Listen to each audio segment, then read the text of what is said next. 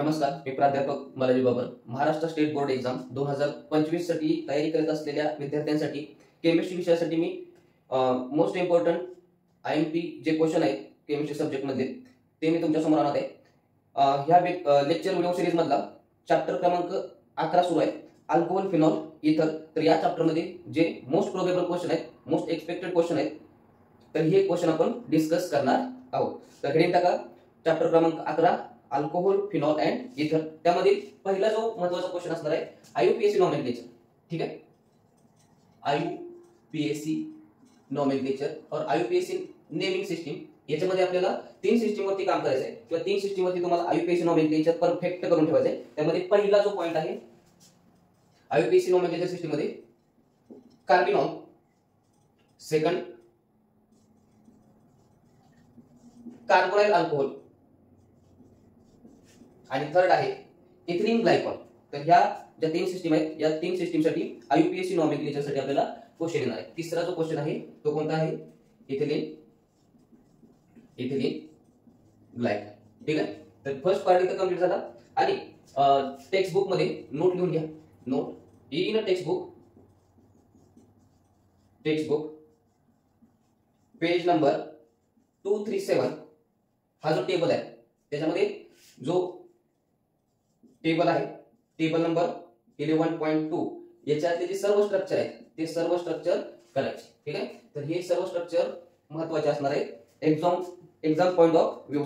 ठीक आहे, त्यानंतरचा पुढचा क्वेश्चन आहे अल्कोहोल, फिनॉल, इथर मध्ये preparation and uses of alcohol, phenol and इथर. प्रिपरेशन बघायचे आणि त्याचे युजेस बघायचे. ठीक आहे, तर पुढचा IMP क्वेश्चन असणार आहे preparation method of preparation and uses of alcohol,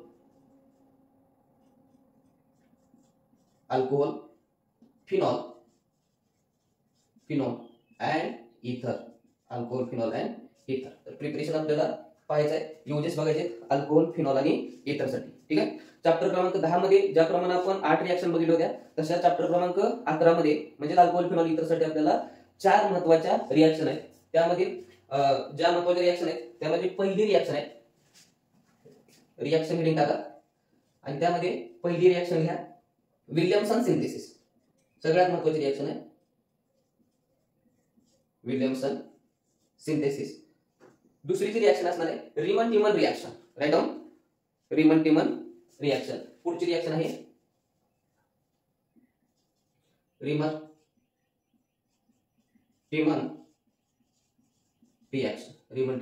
reaction. तिसरी रिएक्शन आहे या चॅप्टर मध्ये Kolbe's reaction. Okay, write down, Kolbe's reaction.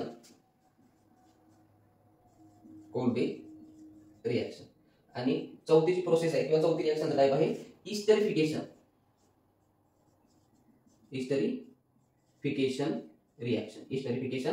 Reaction.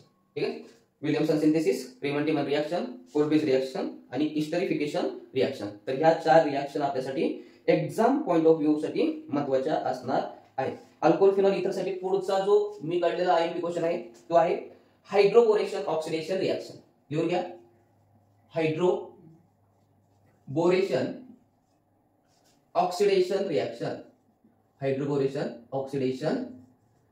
Reaction. ठीक आहे, hydroboration oxidation reaction.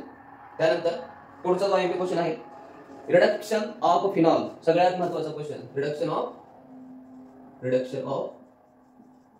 Phenol. IMP करून ठेवा, very most IMP, reduction of phenol. त्यानंतर nitration of anisole. Write down, nitration of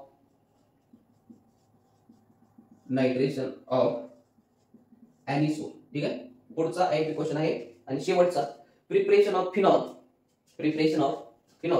लिहा, preparation of phenol Dow process and from. 2 टाइपच्या process आहेत, from cumene आणि Dow प्रोसेसच्या माध्यमातून आपल्याला फिनॉलचं प्रिपरेशन करायचं आहे. ठीक आहे, तर अल्कोहोल, फिनॉल, इथर मध्ये आपण हे जे पॅरामीटर बघितले IUPAC नॉमेनक्लेचर सिस्टीम, रिएक्शन आणि याच्यामध्ये ज्या रिडक्शन मेथड आहेत आणि ज्या प्रिपरेशन रिएक्शन आहे याच्या थ्रू आपल्याला ह्या चॅप्टरचं पूर्ण अनालिसिस केलेलं आहे आणि पाठीमागे दिलेले जे सर्व क्वेश्चन आहेत ते IMP क्वेश्चन आहेत. परत एकदा समराइज करू. आययुपीएसी नॉमेनक्लेचर मध्ये आपण काय लक्षात ठेवणार आहोत? Carbinol, carbonyl alcohol, ethylene glycol आणि टेक्स्ट मध्ये पेज नंबर 237 जे त्याच्यामध्ये टेबल नंबर 11.2 याचे सर्व स्ट्रक्चर आपण करणार आहोत. त्यानंतर प्रिपरेशन आणि युजेस ऑफ अल्कोहोल फिनॉल इथर त्याच्यामध्ये पुढचा पॉईंट आपण बघितला रिएक्शन. 4 रिएक्शन महत्त्वाचे आहेत. त्याच्यामध्ये Williamson synthesis, Reimer Tiemann reaction, Kolbe's reaction आणि एस्टरिफिकेशन रिएक्शन. ठीक आहे. त्यानंतर hydroboration oxidation reaction, reducing of phenol, reduction of phenol, nitration of anisole and preparation of phenol. 2 process आपल्याला प्रिपरेशन करायचं आहे, डाव प्रोसेस अँड फ्रॉम क्युमिन. ठीक आहे. तर या चॅप्टर मध्ये आपण एवढे सर्व आयएमपी क्वेश्चन पाहिलेले आहेत आणि हे क्वेश्चन म्हणजे याच्यातल्या ज्या 2 रिएक्शन आहेत त्या रिएक्शन आपल्याला अगोदरच्या क्वेश्चन पेपर मध्ये दिसते. ठीक आहे. तर पुढच्या लेक्चर मध्ये आपण चॅप्टर क्रमांक 12 aldehyde ketone and carboxylic acid हा स्टार्ट करू. तर तास इतकंच. धन्यवाद.